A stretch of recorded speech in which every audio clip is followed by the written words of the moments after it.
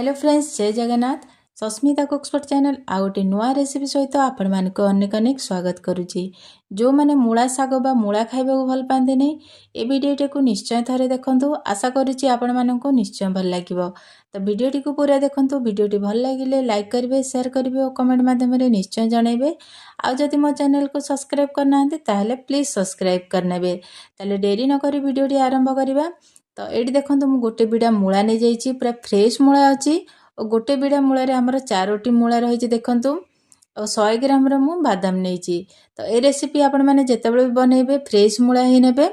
तो ये मु गोटे बिड़ा मूला 100 ग्राम बादाम रखी। तो बादाम को मुझे भाजिकी रखी। आपण मैंने चाहिए कंचा बादाम भी नहीं पारे। एबे आमे मूला और शाग को भलसे काटिकी नहीं आसवा। तो ये देखो मु मूला और शाग को भलसे काटिकी नहीं आसी। शाग को पूरा एकदम गुंड गुंड करी काटी देची और मूलार चोपा छड़े ताको एमती छोटे छोटे पीसेस करी काटी देची। ये देखि पारते केंती छोटे छोटे पीस कर देची और बादाम रो चोपा मध्य मु छड़े देची। तो ये आमर मूला शाग मूला भलसे कटा सरी जाइए। एबे आमे मूला और शाग को गोटे कड़ाई को नहीं जिबा। तो ये देखो मु गोटे कड़ाई नहीं आसी। एबे आमे काटिकी रखितबा सब जाक शाग और मूला को दे देबा एथिरे। तो ये देखो मु दे देची सब जाक कटा हित मूला और शाग को। एबे आमे एथिरे पानी दे देबा। ता पूर्व हाथ रे टिके भलसे ताको मिसै नबा एमती। तो ये देखो मु मिसै देची। एबे आमे एथिरे पानी नबा। तो ये देखो मु प्रथमे गोटे गिलास पानी दे देची, तापरे आउ हाफ गिलास पानी दे देबा। तो ये मु 1.5 गिलास पानी दे देची, तापरे आमे हाफ चामच लूण पके देबा। तो शाग सिझी गला पर बहुत कम ही जाए, तो देखिकी लूण पकेबे। एबे आमे गैस रे बसई ताकू 10 मिनिट पे कवर करी ताकू सिझे नबा। तो ये मु गैस रे बसई देची। एबे आमे ताकू कवर कर नबा। तो ये देखो मु ताकू कवर कर देली। तबरे आमे 10 मिनिट पे ताकू सिझिबा पे छाड़ीबा। ता भीतर चलंतु आमे छड़े की रखिता बादाम को बाटी की नै आसीबा। तो ये देखो गोटे मु मिक्सचर जार ने आसी छोटे जार। एबे आमे छड़े की रखिता बादाम को दे देबा। तो ये मु बादाम दे देची। आमे एबे 3 ରୁ 4 चामच पानी रे ताकू भलसे चिकन करिकी बाटी की नै आसीबा। तो ये देखो मु चिकन करी ताकू बाटी की नै आसी। बढ़िया भाबरे चिकन करी बाटी हो जाइए।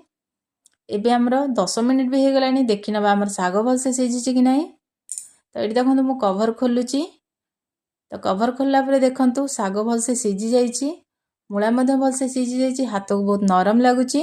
तो एमती शाग और मूला को सिझेबा द्वारा शाग और मूला रे जेते भी कसा पिता अंश थाए सब बाहरी जाई थाए। तो ये देखंतु बढ़िया भाबरे सिझी जाइछि। एबे आमे गोटे प्लेट को छाणीकी नै आसीबा। तो ये देखंतु मु गोटे प्लेट को छाणीकी नै आसी। बढ़िया भाबरे सिझी जाइछि। एबे आमे ए शाग और मूला को भाजिबा पई गोटे कड़ाई गरम करनबा। तो ये देखो मु गोटे कड़ाई गरम कर रखी। कड़ाई भी गरम हो जाइए। एबे आमे 3 ରୁ 4 चामच रिफाइन तेल दे दबा। तो ये हमर तेल भी गरम हो गलानी। एबे आमे हाफ चामच सोरिष फुटई नबा। तो ये मु हाफ चामच सोरिष दे देची। सोरिष फुटी गला पर आमे 3 ରୁ 4टा कंचा लंका काटिकी दे दबा। एठी आपण मान चाहिले सुखिला लंका भी नहीं पारिबे। तो कंचा लंका देले भलो टेस्ट आसी थाए। तो ये टिके भाजी हो गला पर एबे आमे बाटिकी रखितबा बादाम को दे दबा। तो ये देखो मु बादाम को दे देची। बादाम को आमे 2 ରୁ 3 मिनिट पे भाजी नबा। तो ये आमे गैस रो फ्लेम टाकू लो टू मीडियम रखिकी भाजीबा। बेसी हाई करबा नहीं, नचेत लागी जिवो बादाम गुडी को तळे।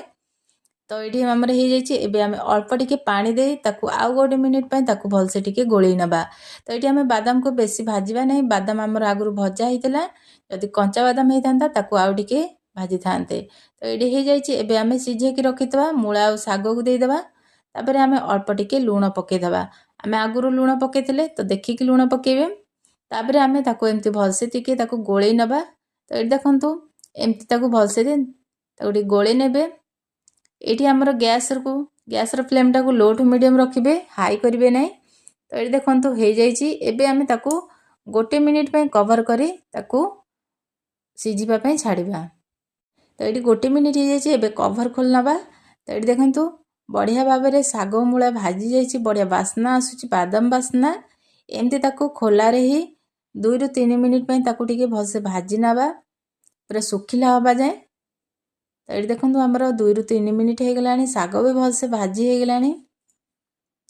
एमिति बादाम पके की निश्चय थरे मूला शाग को भाजंतु। देखिबे जो माने खांदी ने से माने हाथ चाटिकी खाइबे। ये प्रोसेस रे निश्चय थरे बनातु। कषा पिता टोटाली भी लागिबनी। गरम गरम भात रे खाइबे बहुत ही भल लागिबो। आशा करुच्ची भिडियोटी आपको निश्चय भल लगी भिडियोटी भल लगी लाइक करेंगे शेयर करेंगे और कमेंट माध्यम निश्चय जनइबे आउ जदि मो चैनल नुआ अच्छा ताहले प्लीज सब्सक्राइब करने आउ गोटे नुआ वीडियो सहित आपण सहित देखा से पर्यंत रोची नमस्कार जय जगन्नाथ।